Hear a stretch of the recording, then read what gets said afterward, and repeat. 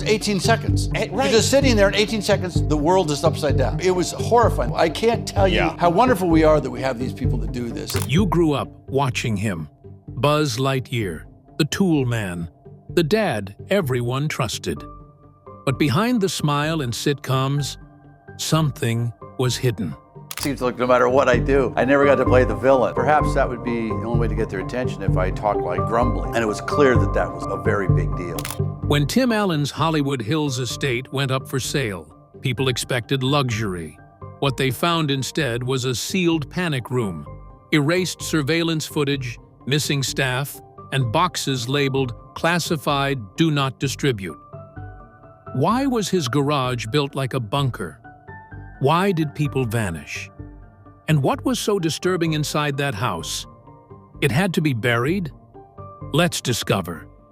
Tim Allen's Hollywood image versus his private estate. Tim Allen was never supposed to make it this far. In the late 1970s, he was arrested and charged in connection with carrying a large quantity of illegal substances, a charge that could have ended his life and career before either even began. But he made a deal, turned his life around, and somehow went from being behind bars to one of America's most recognizable family-friendly stars. He voiced Buzz Lightyear. He played Santa Claus.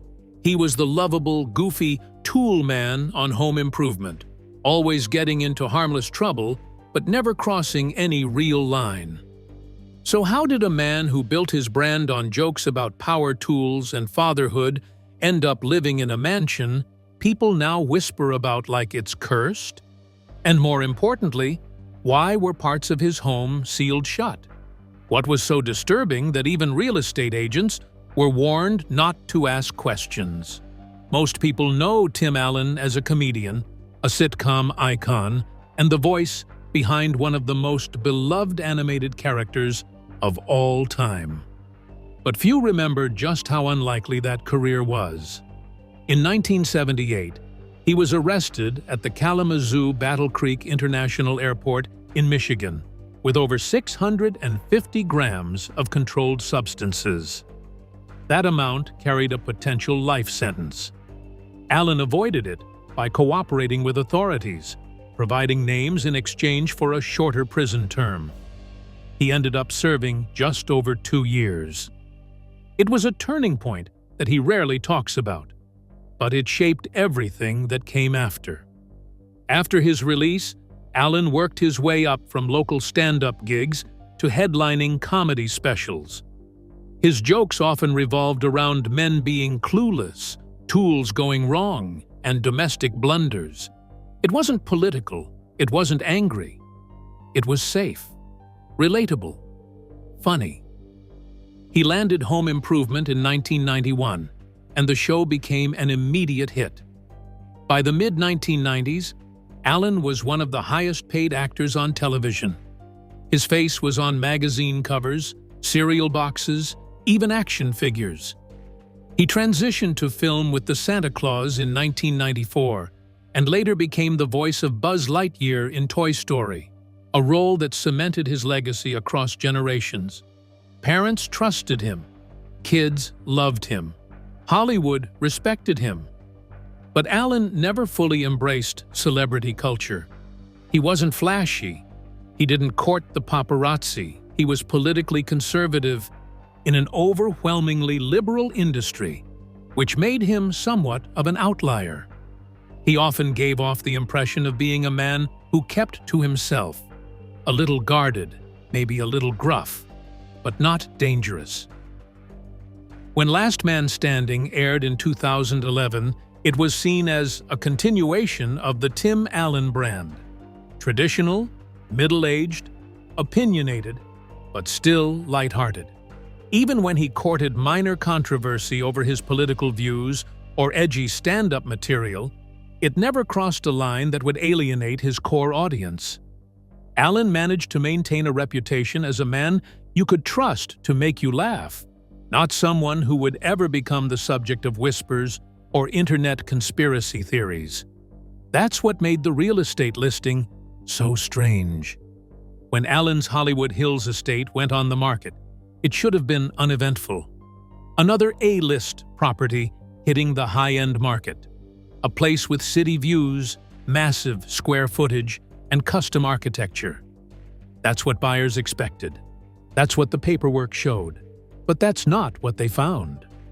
The public image of Tim Allen, wholesome, humorous, a little politically incorrect but ultimately harmless, didn't match the house he left behind. And as prospective buyers, real estate agents, and contractors started poking around the property, the inconsistencies began to stack up. Rooms that didn't appear on the floor plan, corridors that led nowhere, security features that felt less like celebrity precautions and more like government protocols. And here's where things take a turn. Why would a man who made a career out of being the normal dad on TV install biometric locks inside his own home? Why were longtime employees not allowed to clean certain rooms? Why did multiple contractors report being spooked by the property, only to be pulled off the job before they could investigate further? The panic room no one was meant to find. Just days before Tim Allen's Hollywood Hills estate was scheduled for its final buyer inspection, a structural scan of the property revealed something completely unexpected. A room that didn't exist on any blueprint. At first, it looked like a simple drafting error, but within hours, it became something else entirely. Contractors, engineers, and even real estate agents began quietly comparing notes. What they were looking at wasn't a simple extra closet or unfinished storage space. It was a completely sealed compartment, hidden behind reinforced walls, with no entrance, no windows, and no obvious reason to exist. And what's more, when a crew was finally allowed access to the area for a brief inspection, they found something etched into the walls that left one contractor visibly shaken. Within 72 hours, the room was sealed again. This time, permanently. No explanation, no access, no paper trail. So what was inside this hidden chamber? And why did everyone suddenly pretend it had never existed? The discovery started with a routine 3D scan, a common process in luxury real estate deals to verify layout and dimensions. One contractor, brought in by a buyer's representative to assess the property's foundation, noticed an inconsistency between the blueprints and the actual square footage. The house was listed at over 8,000 square feet, but the internal layout only accounted for about 7,600. That left several hundred square feet completely unaccounted for. Not an error you can simply ignore in a multi-million-dollar sale. When they performed a detailed structural scan of the main level, something strange came up. A dense, seemingly inaccessible section of wall with hollow space behind it. The room had no door, no ventilation, and didn't match the surrounding layout. It was a sealed cavity, located between two primary wings of the house. According to two independent contractors, who spoke under condition of anonymity, they were told to stop asking questions and focus on what they were hired to do. One of them ignored that instruction and returned the following day with a different crew. That's when they were allegedly given a limited access window, a brief chance to view the inside of the space, facilitated through a temporary panel that was unscrewed from behind a false section of cabinetry. What they found wasn't just storage. The space, according to their account, was roughly 12 by 16 feet, constructed with insulated concrete forms and additional layers of steel framing, similar to materials used in high-security installations. But that wasn't what disturbed them most. Carved directly into the internal concrete surfaces were patterns, symbols that one worker described as almost like a language. Not decorative, not ornamental, deliberate. They were etched deeply into the walls, not drawn with paint or marker. The contractor said he had never seen anything like it in 20 years of structural work. He took pictures, which he later claimed were scrubbed from his phone after a suspicious operating system failure days later. He believes they were deleted remotely. Within a week, the room was completely sealed. Contractors who returned to the site later reported that the false wall had been replaced with a seamless structural panel, reinforced with new steel framing. The area had been purged from updated listings. The anomaly in the layout was brushed off as a drafting discrepancy, and any inquiry about the prior inspection was met with legal silence. Allen's legal team declined to comment, while the property's listing agents began referring to questions about the extra room as off-limits. One real estate agent who was involved in the early staging of the home broke ranks and shared what they saw with another prospective buyer. According to their account, the room had an unnatural stillness, no sound, no airflow, no echo. The interior walls weren't painted, and the only feature besides the symbols was a single recessed floor panel with visible scratch marks along its perimeter, suggesting it had been opened at some point. But there was no handle, no latch, no mechanism for opening it again. The agent later said, "I've shown houses in every state. I've walked through bunkers, shelters, basements, but that room didn't feel like any of those. It felt like a lockbox, and whatever it was built to hold, it was never meant to be seen." So here's the question.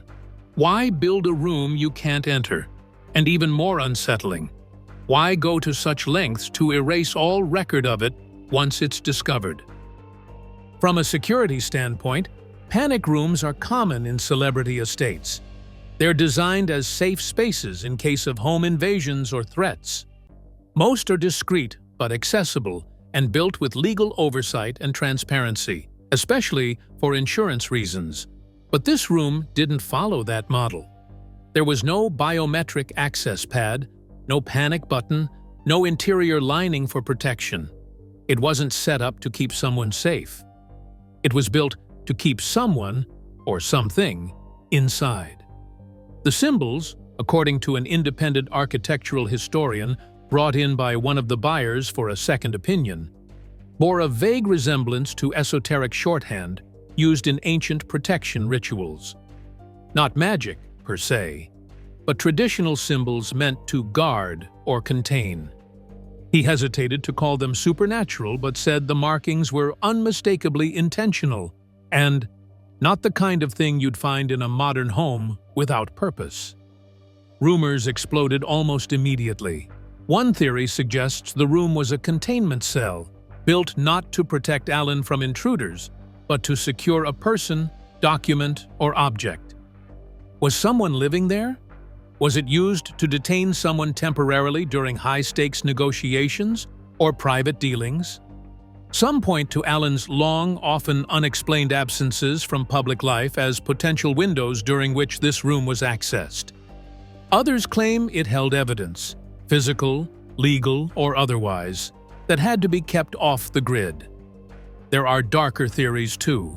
Some believe the panic room was used as a private archive, a place to hide dangerous materials, the kind that could not only end careers, but bring down entire studios or legal teams. One real estate consultant, who requested to remain unnamed, said, "We're not just talking about financial records. We're talking about personal leverage. If what we suspect was in that room ever got out, it wouldn't just ruin Tim. It would collapse half of old Hollywood." The most alarming quote comes from someone who actually walked the house with a potential buyer, an entertainment lawyer who viewed the home in February of this year. He said, "There was something in that room that couldn't be allowed out. I don't know what it was, but the energy changed the second we found it. And the second we brought it up, we were shut down." So what's more likely here? That a high-profile celebrity like Tim Allen simply had an odd room for storage, one so sensitive it had to be buried behind steel and concrete? Or that the room served a deeper, far more disturbing purpose? Because here's what we know. There is no record of the room on any official architectural plan filed with the Los Angeles Department of Building and Safety.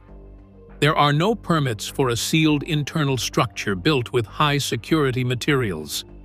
There are no inspection reports, no photos, and no explanation. And there are now no traces of the room at all. The most recent update, as of just a few weeks ago, confirms that all new listings of the estate have removed any reference to unusual square footage or dead zones in the layout. Contractors involved in the original scan were asked to sign non-disclosure agreements. Multiple digital copies of the blueprints were recalled and replaced. The story was buried, but not before whispers escaped. The panic room was real. It was built with intent. And then it was erased. Which leaves us with one final question. What could possibly be so dangerous about a room that even the walls had to be silenced? Inside the garage, VHS tapes, vanished cars, and a pit that goes too deep. The panic room may have been the most disturbing part of Tim Allen's estate, but the garage, the one space everyone expected to be completely normal, might actually raise even more questions. From the outside, it looked exactly like what you'd expect from a Hollywood actor with a well-known obsession for muscle cars. It had polished floors, vintage signage, wall-mounted lighting, and enough space for more than a dozen vehicles. It was clean, staged, even a little over-designed. But once people started looking past the surface, the garage began to reveal something else, something colder, more calculated, and almost certainly not intended for public eyes. So here's the question. Why was this garage built with materials typically reserved for military bunkers? And why did it contain boxes that looked more like they came from a secure archive than a car workshop? Tim Allen made no secret of his love for automobiles. He talked about it in interviews, showcased his personal collection on car shows, and even featured some of his own vehicles in episodes of Last Man Standing. There are countless clips of him discussing engine specs, horsepower, and restoration projects. His garage, according to longtime fans and industry insiders, was supposed to house some of the rarest models in California: vintage American muscle, pristine European imports, and custom builds that couldn't be found anywhere else. But by the time real estate agents toured the estate earlier this year, many of those signature cars were gone. Gone, as in physically not present, but also gone in a way that didn't make sense. There were no public sales records, no private auction listings, no DMV deregistration filings, not even digital traces. Several vehicles Allen had spoken about on record, vehicles that had previously been photographed in this very garage, were nowhere to be found. And when asked, his representatives gave no answers. One buyer's assistant, who requested anonymity, said they asked for a basic inventory list of the garage's contents and were told it wasn't available. Another said the sales team became uncomfortable when the question was repeated. That's when the assistant noticed something else. In one corner of the garage, partially obscured behind a wall-mounted cabinet and a fake shelving unit, were cardboard boxes, 6 in total. They were dusty, unlabeled on the outside, except for a strange system of symbols and numbers written in black permanent marker. Each one had a different combination. No names, no dates, no identifiers, just coded labels. The assistant was told the boxes were personal effects and off-limits. But according to their later account, one of the boxes had been left slightly open. What they saw inside wasn't car parts. Inside the box were VHS tapes, several of them unmarked, a stack of photographs, and, most shockingly, a folded paper file stamped with the words, "Classified, do not distribute." The photos were faded and curled at the edges. One showed a group of men in suits around a dinner table. Another appeared to be a grainy interior shot of a location that the assistant said looked like a soundstage or backlot, maybe Burbank. None of the tapes had labels, and the assistant didn't dare remove them. But they took a mental note of the contents and left quickly. That same box was no longer visible during the next showing. Let's go back to the structure of the garage itself. On paper, the space was listed at approximately 1,500 square feet, normal for a celebrity estate. But when contractors measured the full foundation, they noticed a discrepancy. The underground section of the garage extended farther than shown in any document. Specifically, the maintenance pit, a recessed area designed to let someone work on a vehicle from below, was overbuilt.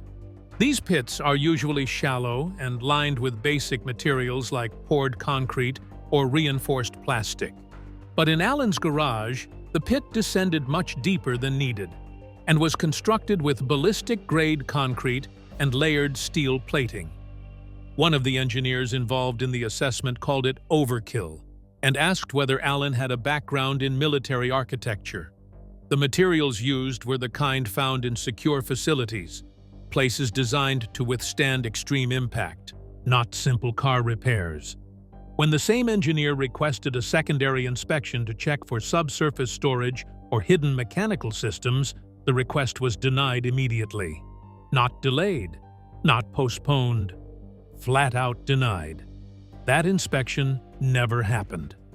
Allen's team gave no reason. The engineer, speaking anonymously, said it was the first time in his career that a home inspection was cut off without a legal or structural justification.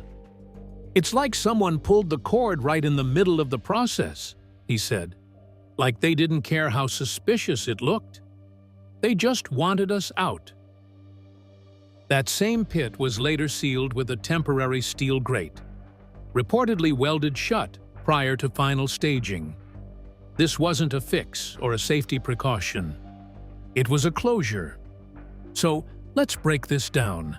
We have a high-end garage built with specifications that don't match any reasonable residential requirement. We have missing vehicles with no traceable record of sale or storage. We have coded boxes, one of which contained VHS tapes and a government-style document that explicitly stated it should not be distributed. And we have a subterranean pit, possibly a tunnel or vault, sealed up just days before buyers could perform a full walkthrough. If this were anyone else's garage, these could be dismissed as oddities. But this is Tim Allen, an actor who spent decades cultivating an image of safety, of wholesomeness, of domestic reliability. This is a man whose sitcom persona revolved around the idea of being too obsessed with tools and engines. In hindsight, that obsession might not have just been for laughs. What if the garage wasn't a hobby space? What if it was built to store something that couldn't be seen, couldn't be traced, and definitely couldn't be sold? Another theory, shared by a private investigator hired by a competing bidder, suggests that the garage may have doubled as an evidence archive, a place to store sensitive materials that couldn't be kept digitally. Think analog tapes, printed photographs, untraceable media.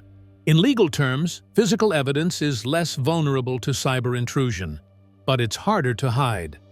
Unless, of course, you build your own miniature vault, bury it under your collection of Chevelles and Mustangs, and seal it with steel. Here's the most unsettling part. After this section of the estate began drawing attention, every public photo of Allen's garage, ones that were previously available in magazine features, interviews, or real estate databases, began disappearing. Archived URLs were taken down. Interview segments were clipped. The public record of what was once a very open collection became fragmented, incomplete, and in some cases, entirely erased. Whatever was in those boxes or under that pit, someone wanted gone before questions could catch up. Which leads us to the inevitable question. What was so dangerous about the contents of Tim Allen's garage that multiple people were blocked from accessing them? And even more disturbing, why is no one talking about the fact that this garage may have been designed not just to house vehicles, but to hide the truth? What was Tim Allen really hiding? There are two kinds of secrets: the ones you keep from others and the ones you build walls around, so you never have to confront them yourself. At Tim Allen's estate, both kinds seem to exist, and neither came with an explanation. As the layers of this story have peeled back, hidden rooms, sealed garages, erased footage, and vanished staff, one question remains unanswered. What was he really hiding? Because no amount of celebrity privacy or high-end eccentricity accounts for panic rooms that disappear from blueprints, garages reinforced like bunkers, or filing cabinets with biometric locks that vanish days before a sale. At some point, the facts begin to twist into something else, something darker, something that opens the door to speculation. Because when the silence gets too deep, all that's left are the theories. One of the most widely discussed theories, shared among both fans and certain industry insiders, is that Allen was collecting leverage. Not for insurance, not for safety, but for power. Over the years, Allen interacted with nearly every major executive in Hollywood. He worked with Disney, ABC, Fox, and Pixar. He saw the industry from both the network and film sides, and unlike many of his peers, he navigated controversial waters without being entirely cast out.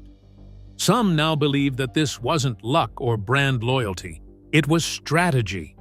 The theory goes like this. Allen maintained a collection of recordings, VHS tapes, written notes, and sealed files, documenting high-level conversations between powerful people. These weren't just gossip. They were potential evidence, backdoor agreements, cover-ups, and private settlements that would never survive public scrutiny. Remember, at least one former staff member claimed to have overheard part of a conversation captured on one of those tapes, allegedly involving a deal between two studio executives. The conversation wasn't just candid, it was reportedly about controlling a narrative. If Allen had proof of more exchanges like that, he may have been sitting on a private archive of blackmail material, or, at the very least, documentation that could destroy reputations and careers. If that theory holds, it would explain the panic around the garage, the hidden files, and the erased surveillance footage. It might even explain the disappearances of close staff members, people who may have stumbled onto something they weren't supposed to. It also reframes the panic room. What if it wasn't a panic room at all, but a vault? A physically secure location where these materials were stored, locked away from the digital world, and disconnected from any cloud-based system. A literal hard copy bunker for Hollywood's worst secrets. But that's just one explanation. There's another, much more chilling theory. The panic room wasn't built to store objects. It was built to contain a person.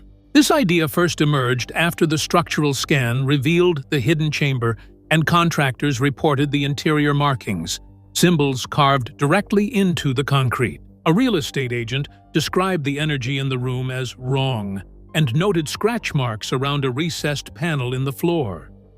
If you strip away the surface details, what you're left with is the blueprint for a containment cell. No windows, no ventilation, no access.